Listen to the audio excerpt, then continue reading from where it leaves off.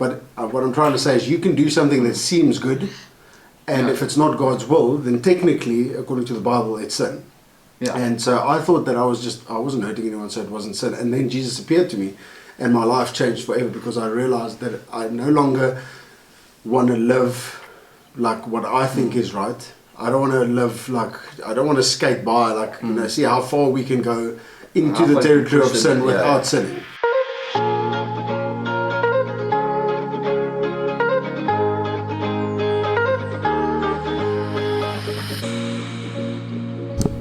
So, 3, 1, 2, 1, 2, 1, 2, mic check, 1, 2. Yo. hello everyone. I must say your editing skills on the last one was very good. When you brought that clip of you going. That was good, funny. Lekker. Hey, what's up, guys? Lekker to see you all. Having my coffee. Yeah, I'm drinking. Look at my lovely 1 liter pink water bottle. Please tell me that's your wife's bottle. It is. Oh, It says thank happy goodness. hour. Today, every hour is happy hour. Mine says boo, but I'm thinking it's boo like when you get a fright. Yeah, boo. Yeah, that one. Not boo. Yeah, exactly. Forgive us. Anyway, so the reason why I have this bottle is because Amy is doing a wedding, And she has your making the big bucks, and I'm sitting at home recording podcasts. Random. Yeah, lekker. Let's get straight into it. Cool. So today we want to talk about a topic that I read in this little book. Very cool book. If you can get that book, guys, get that book. Yeah. I've got a bigger version of it Focus on there. that I got from somebody. Yeah, so I've also got a bigger version that I got from somebody. No, it's a very, very good book. The book's name is My Utmost for His Highest, Yeah. from Oswald Chambers. It's a devotional book, Yeah, but daily it's devotional. really, really good. It's a year-long book as well. So it's Yeah, nice. and I mean, I've had it for many. The first time I read it was probably in 2012.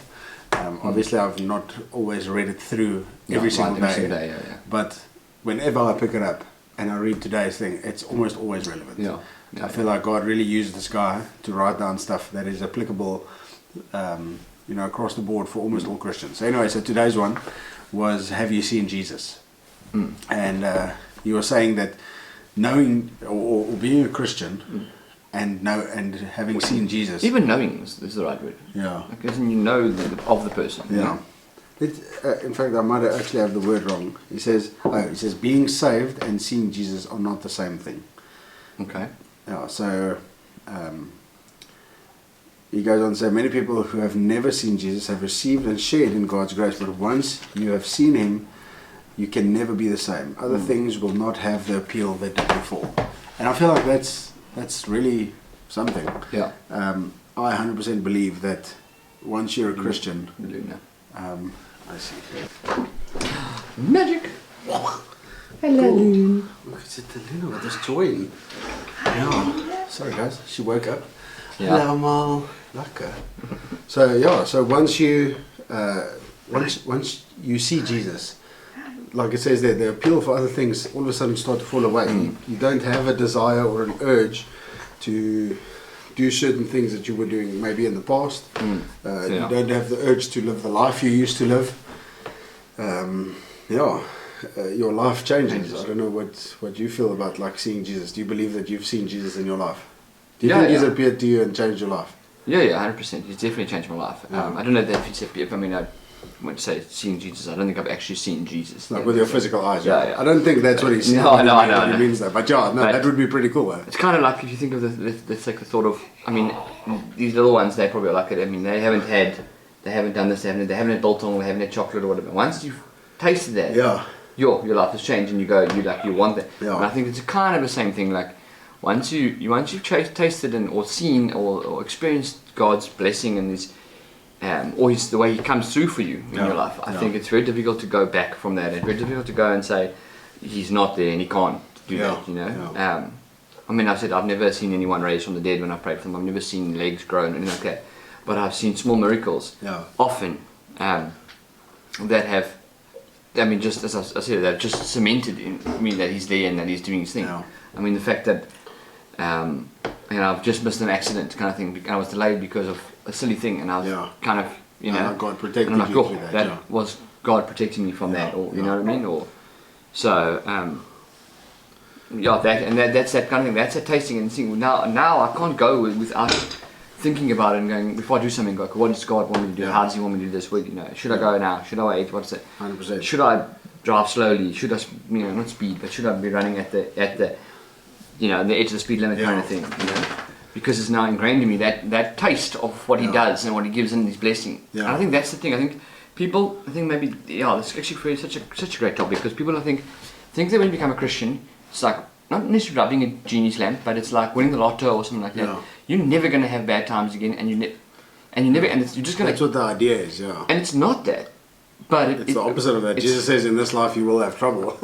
But He'll always be there for you. 100%, yeah. And that's the thing. He's always there for you, even in your troubles and when the little things He's there. And if you can grasp that, instead of realizing that you're thinking everything's going to be solved now magically, once you start moving in, and I think it's a bit more, maybe we're a bit more in tune with it, because being pastors and whatnot and being in ministry, I think you're a bit more in tune with seeking God and what He wants for you in everything. I mean, you've said it before. Like if you feel that He's calling you to lay down hunting, then that's what you do. As difficult as it may be, but we need to seek Him all the time in those things, because once you've seen Him, once you've had that experience, it's almost like how do you go back? Yeah, no, you can't. I feel like the life that I lived before I got saved, before Jesus appeared to me, if you want to use that terminology, before I saw Him, I was living like I would drink, I would party, I would drive fast, I would just live a life but I thought that it was like, well, I'm not hurting anyone. Well, this can't be sin, because I'm not doing anything bad while I'm doing this. And the thing with sin is not smoking, or sin is not drinking, or anything that is not God's will is sin. Whether that's feeding 100 people, whether that's looking after the old people, whatever. Like, if it's not God's will, like, it is in God's will that He says look after the orphans and the widows. But what I'm trying to say is, you can do something that seems good, and if it's not God's will, then technically, according to the Bible, it's sin. And so I thought that I wasn't hurting anyone, so it wasn't sin. And then Jesus appeared to me, and my life changed forever, because I realized that I no longer want to live like what I think is right. I don't want to live I don't want to skate by, see how far we can go into the territory of sin without sinning. How far can you push the limit? Like, that's no longer what I want to do. That's no longer my intention. My intention now is to live for Him, and to constantly seek His will on certain matters and situations, so that I can do His will and not do what I don't think is not bad. You know what I'm saying? Yes. So I think since that happened, which was in 2012, I went on a mission trip, and I feel God just made Himself real to me. My life has never been the same, and by no means am I perfect. No. I mean, far from it. No. Because the Bible says that anyone who does anything knowing you shouldn't, that is sin.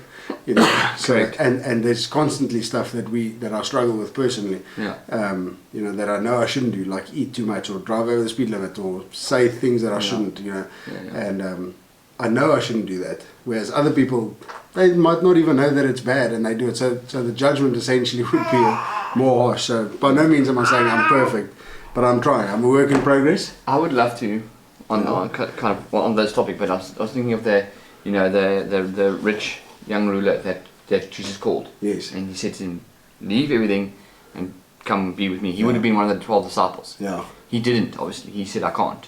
Same as who was the I think it was a Pharisee, or what was he? Yes. His name. Nicodemus. He couldn't give up his life. He couldn't give up his in fact, in his case, his life of wealth and his role of being in charge and being the boss kind of thing. Almost his social status. Exactly.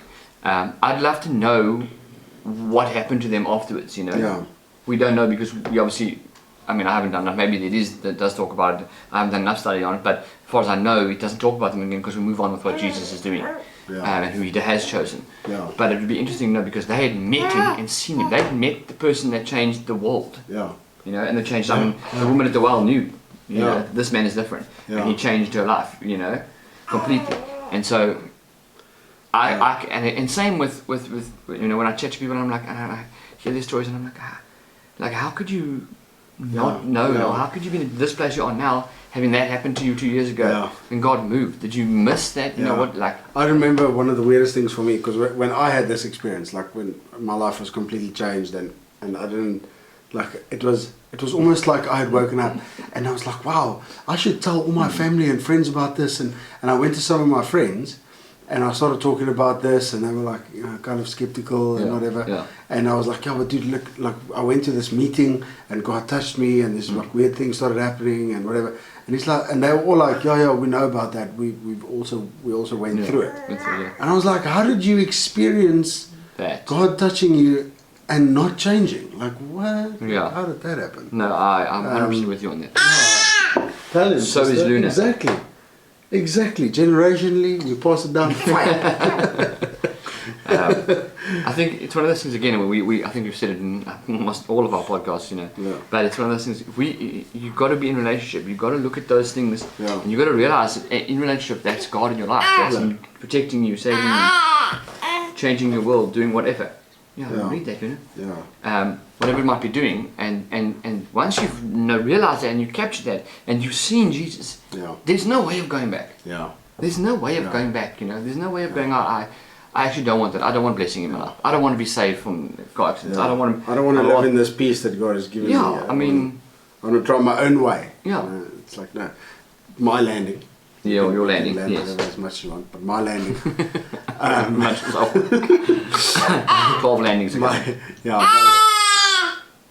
This is a slow approach landing. I helped Amy with the wedding recently, and the pastor used the story of Jesus at the wedding, and when the wine ran out, they called him and he opened up, or he turned the water into wine, and he solved the problem that they had, and he saved the family and the bridal couple, I think, a lot of embarrassment, and there was just a lot of good things that happened from that. Jesus saved the day, if you can say it like that. Yeah. And the pastor used the story, the spin or whatever that he put on it, which I really like, is the fact that he said Jesus was already at the wedding. They didn't call him when trouble hit. Yeah. He was already there. He was already part of everything going on.